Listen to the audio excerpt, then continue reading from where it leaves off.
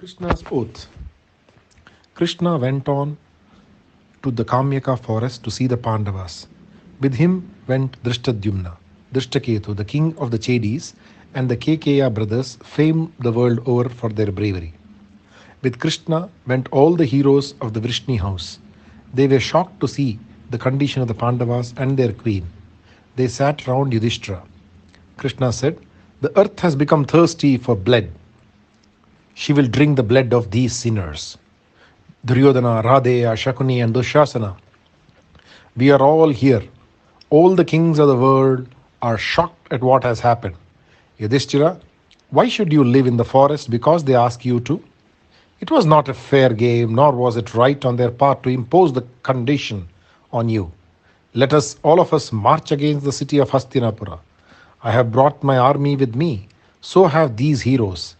The entire Bharatavarsha is on your side. We can vanquish the Kauravas easily," Yudhishthira said, "No, Krishna, I have done a wrong thing and this exile is the expiation for it. I have to go through it, and with me my brothers and my beloved queen. They have to suffer for what I did. I would give anything to recall the past, but I cannot. Fate is inexorable. I have to suffer. The great Vyasa foretold me about this spell of bad luck when I was in Indraprastha. I have to refuse your offer, Krishna. Please forgive me." Yudhishthira sat silent. Krishna was terribly angry with the Kauravas. The anger of Krishna was as terrible as that of Rudra at the time of the destruction of the Asuras. Arjuna tried to pacify his dearest friend.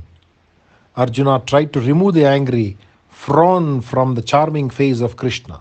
Krishna said, "Yudhishthira, your life and mine are bound up in each other. You are mine and I am yours. We belong to each other. No one can separate you from me. Those who love you are those who love me. Your enemies are my enemies. I will not rest until I destroy my enemies. They will perish, if not now, later, since you are bent on following the condition to the letter. But it is all a question of time. I will make this earth wet with the blood of these lusty Kshatriyas. I will then perform the coronation of the best of men. This I swear I will do. Yes, I swear I will do this." When she saw her dear Krishna and her beloved brother Drishtadyumna, the grief of Draupadi became intense. All the sorrow she had suffered on that memorable day, all the insults which had been hurled at her by Radheya, Duryodhana, and Dushasana became fresh again. She sobbed as though her heart would break. The anger of Krishna against the Kauravas was such a contrast to the patience of Yudhishthira that it gave her immense comfort. She looked at Krishna, her eyes full of glistening tears. She said, "Krishna, look at me. I am the favored queen of the 5 great Pandavas, reputed to be the greatest heroes in the world. I am the sister of Drishtadyumna, the fireborn. I am the dear friend of Krishna, and yet this has happened to me. They insulted me, Krishna. They dragged me to the court, and Krishna, they said I was the slave of those beasts. Krishna, they said such awful things. The old dotards, Bhishma and Dhritarashtra were there, but there is nothing to prevent this outrage. They did nothing and they said nothing. I will tell you about these husbands of mine. What is the use of Bhima killing 100 Rakshasas? What if Arjuna fought with the great Indra himself? What is the use of the conquests of Nakula and Sahadeva? What do I care if Yudhishthira is called the sole monarch of this earth since he has performed the Rajasuya? When my hair purified by the sacred waters during the Rajasuya, when this my hair was touched by that Dushasana, how could they have stood dumb? Dushasana tried to disrobe me. These men were silent. Can anything be more horrible than that? If it had not been for your infinite kindness, I would have been disrobed completely, and still these husbands of mine would have been silent." Yudhishthira talks glibly about dharma, but is it not the highest dharma of a husband to protect his wife when she is being insulted? Should they not rescue the wife from a strong man who is getting ready to harass her as no other woman has been harassed before? Even if it had been just any woman, then should have leaped to her rescue, as it is written down in the book of the rules. They call themselves Kshatriyas and they do not know the meaning of the word. But chivalry is dead in the hearts of men. They are not men. Draupadi's tears flowed without restraint. She could speak no more. Krishna took her face in his hands. With his fingers, he tenderly wiped away her tears.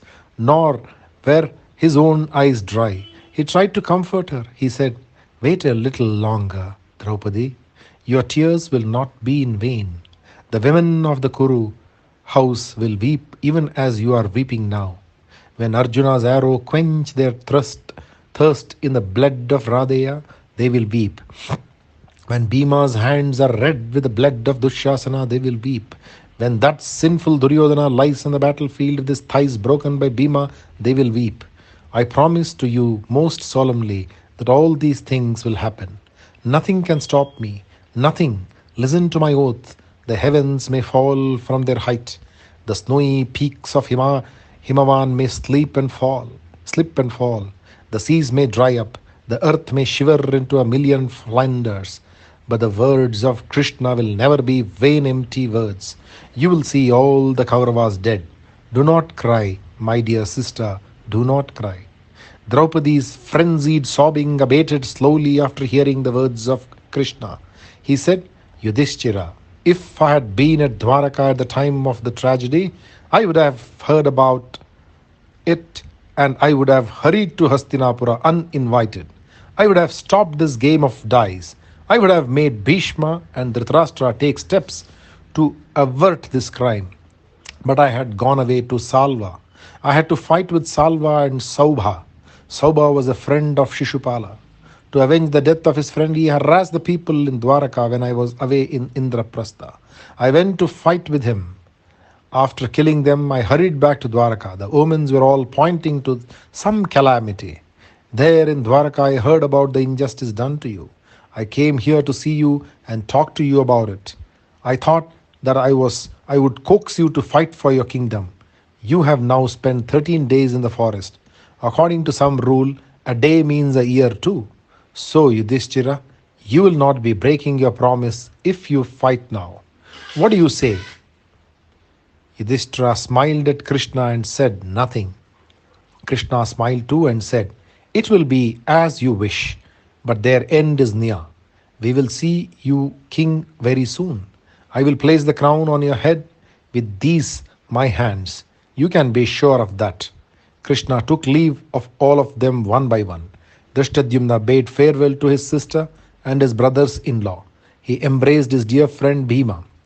The Kekeya brothers with Drishtaketu took leave of the Pandavas. They all went away, leaving the Pandavas to ponder on their encouraging words and the solemn oath of Krishna. Krishnarpanamastu. Vanaparva, Chapter 5. Bhima, Draupadi and Yudhishthira. One day in the evening, they were all sitting in the front porch of their ashrama. Looking at them, Draupadi gave vent to her grief. She said to Yudhishthira, My lord, it breaks my heart to look at you in these surroundings. When I think of the palace where you lived and now at this place where you are now living, when I think of the soft beds you were used to and now at this bed of straw, how can I help weeping? There at the palace you would be surrounded by kings and you would look like Indira surrounded by the lesser gods. Here I see you surrounded by rishis, looking like a sannyasin yourself. When I think of your arms, which would be perfumed by sandal pastes prepared by my hands, and look at them now covered by dust and ashes, tears blind my eyes. Think of the soft white silks which you were wont to wear, and look at this rough tree bark you are wearing now. When I look at your brothers, my grief is even more terrible. My lord, look at Bhima. He is sitting under that tree, staring into space. Already his form has become thin because he cannot eat these roots and fruits from the forest. He is not used to them. He looks lost. How can he be happy here? How can I bear to see him when he comes back from the fields nearby collecting grains which grows wild? He is ready to march into the hated city Hastinapura and kill all of them. He is waiting for your permission. Look on this Arjuna, my lord, the brave Pandava, who is equalled by no one in this entire world, is now sitting all alone, tossing pebbles into the lake. He sits like this for hours together, watching the water and the ripples on its surface. Can anything be more pathetic than this? Look there, my lord. Look at the dark, handsome sons of Madri, and look at the basket of fruits which they are carrying. Is this a task fit for skilled swordsmen? Is this the future their mother dreamed of when she went to her death so happily on the funeral fire? Fortunate indeed are your father and mother and Madri, who did not live to see this disaster fall on the great Pandava heroes. Heroes indeed. My heart is burning at the sight of this, but you, in spite of this, can smile. You are the most unusual Kshatriya I have ever seen. I have been watching you ever since we came here. You do not seem to be worried at all about this trouble that has visited us. My frame burns day and night with anger and humiliation, but you do not seem to be affected at all. A Kshatriya who does not reveal his anger is no Kshatriya at all. You are a great believer in the virtue called patience. But, my lord, misplaced patience is wrong. You must not show patience now. This is not the time for it. You must not be patient and forgiving towards your enemies. Wrath is the only becoming ornament of a Kshatriya. Everything has a proper place and time. The rule of conduct now should be wrath, hatred, and relentlessness. But virtues are necessary. I know wrath and patience, but you must not make a fetish of this policy of patience. Continual anger is not good for the soul. I admit that, but continual patience is not good either. There should be a happy blending of the two in the mental makeup of every man, and especially in that of a Kshatriya. Even servants will lose respect for a man who is always patient. Listen to my words, my lord. Please show some spirit. It is obvious that you are happy with these Brahmins and Rishis around you.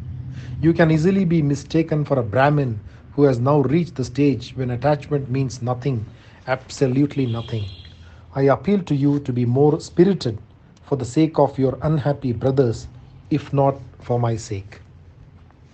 Yudhishthira listened to the words of Draupadi. He was very fond of his queen. He was sorry to find her weeping all the time. He hated himself for that one day's madness, which had caused so much pain to all of them. For himself, he did not mind this injustice very much. He had never been too fond of the things of the earth. But his brothers and wife were different. How could they reach the stage which he had reached, the stage where pleasure and pain, joy and sorrow looked alike? He was really a sannyasin, as Draupadi had said. But he had no right to expect the same of the others. They did not like his inaction. But what could they do? They were bound by the shackles of Dharma. Whatever might happen to tempt them, they must not swerve from the path of Dharma. These thoughts made Yudhishthira feel very sorry for Draupadi. He was the son of Dharma and she was the daughter of fire. How could the two natures be reconciled? Yudhishthira made her sit near him. He took her trembling hands in his two hands. With his rough upper cloth, he wiped her soft eyes. He said, "My dear queen, I see you and I see my brothers. Please do not think that the sight of the five of you does not affect me. Do you think I am so heartless as all that? I feel too the anger that is in your hearts, but the time is wrong. It is inappropriate. This is not the time to give way to anger. You are wrong. This is the time for patience. Anger is a terrible thing. It blinds the inner eye, the eye of wisdoms. It kills the soul, it leads man to commit wrongs. It is not an ornament as you seem to think. We must practice patience. The more difficult it is, the more should be our desire to achieve it. We must go through these 13 years. I have promised. I cannot go back on my word because I find it easier to succumb to anger. It is a weakness. We must try to control it. I am afraid my words do not please you, but we must face facts. This is not the time for showing my wrath. You must not be too angry with me for these words. Draupadi could not be pacified by these words. She was fury personified. She said, I find that fate is more powerful than anything else in this world. Here I am trying to make you see the plight of your brothers and your wife, and you talk to me about the greatness of Dharma. Your Dharma, I find, is just sitting with the rishis and listening to their talks on the world that is beyond. You are more happy with them than with your own people. You are prepared to give up everything for the sake of this Dharma of yours. When weighed against it, against this Dharma, we all seem so light. You will give up even Bhima, Arjuna, Sahadeva, and Nakula, and of course me, if it is a question of Dharma. Your madness for Dharma is even more powerful than your love for us. What is this patience you talk about? I have never known it. It's a stranger to me. Yudhishthira smiled at her and said, Patience is a wayward woman. She chooses some people for her dwelling place. You are not favored by her. I can see that. You seem to think that the only person fit enough for her favors is Yudhishthira. She did not choose Duryodhana. She did not choose any of you. She has chosen me. I am honored and I cannot disappoint her by proving myself to be unworthy of her choice. They were silent for a while. Bhima, who had been listening to their talk, now came near. He was as angry as Draupadi was. He said, Brother, what is the use of talking about Dharma? Look where it has brought us. We have never once wavered from the path of truth. What do we get? We have been made to spend 13 years like animals. And what about the Kauravas? Did they conquer a kingdom in open fight? Did they challenge us and take our kingdom after they had defeated us? No. They arranged a game of dice. They took advantage of this single weakness in you and used it to serve their purpose. They were tied up like a snake by a charm. Your words tied us up. We were forced to be silent. Arjuna with his Gandiva within his reach, and I with my two powerful hands. We, I say, had to be quiet because you would not let us kill those men. Under our very eyes, the kingdom was being taken away from you. We could not speak a word since we were afraid to hurt you. We could do nothing when Draupadi was insulted by those beasts. Why? Because of you. You were silent and we had to be silent. And now see what your devotion to Dharma has done to us. We are now wandering in this forest like hunted animals. Then the 13th year, we are to spend like hunted criminals. This is what your Dharma has done to us. And what about this Adharma that has gained for them a kingdom over which they had no right?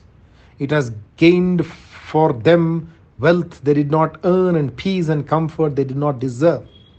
If they had won the kingdom by fair means, then this talk of yours on patience would have been right.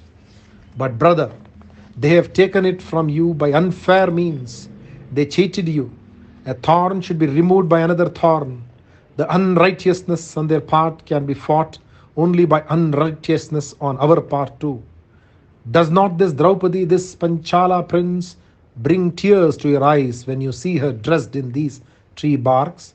Does it not make your blood boil when you think of what she was and what she is now? Please, brother, please take leave of these Brahmins.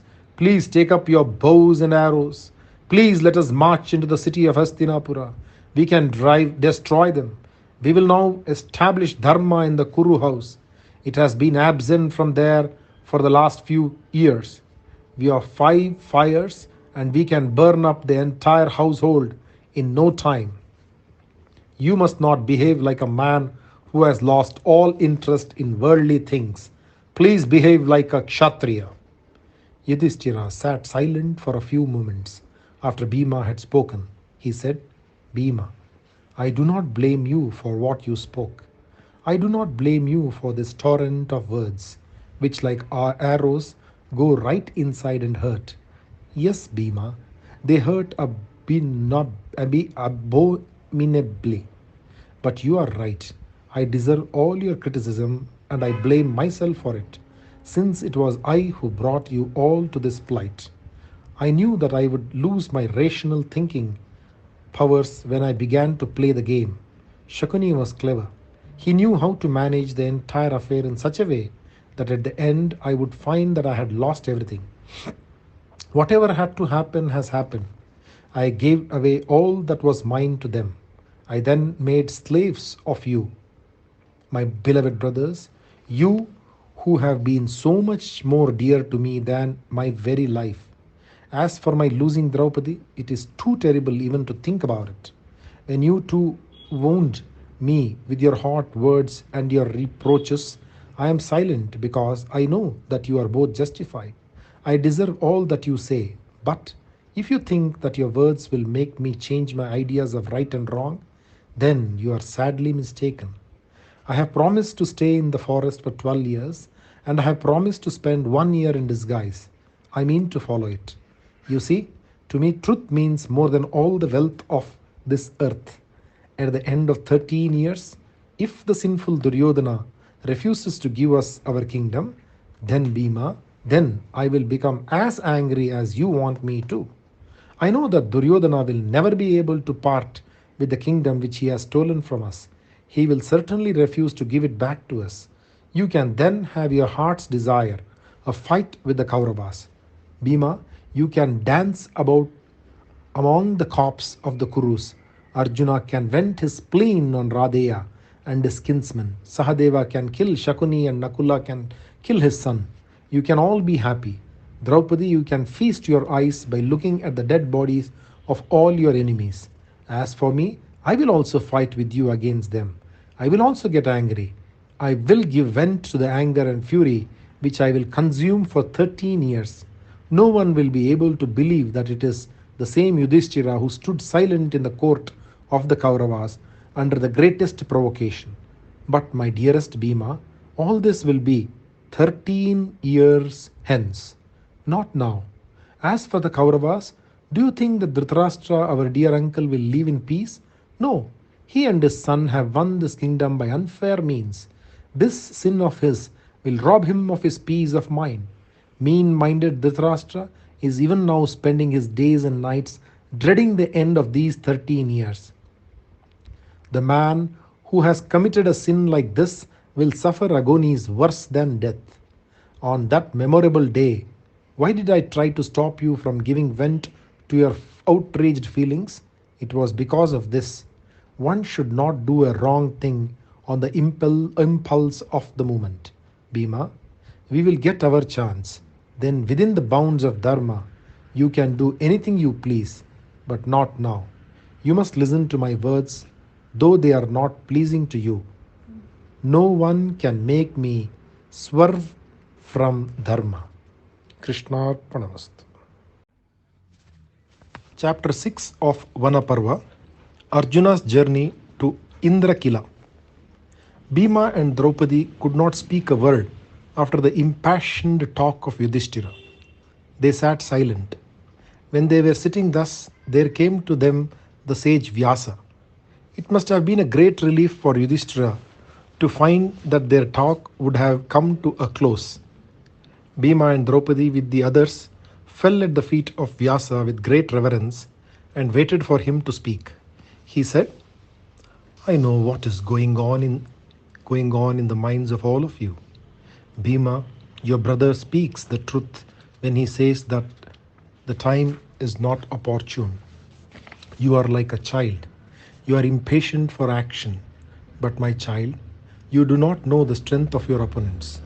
All the great heroes are on their side now. Bhurishravas and his brother Sala are siding with Duryodhana. I know for a fact that your grandfather Bhishma and your beloved Guru Drona have promised to fight for Duryodhana, and they are prepared to lay down their lives for him.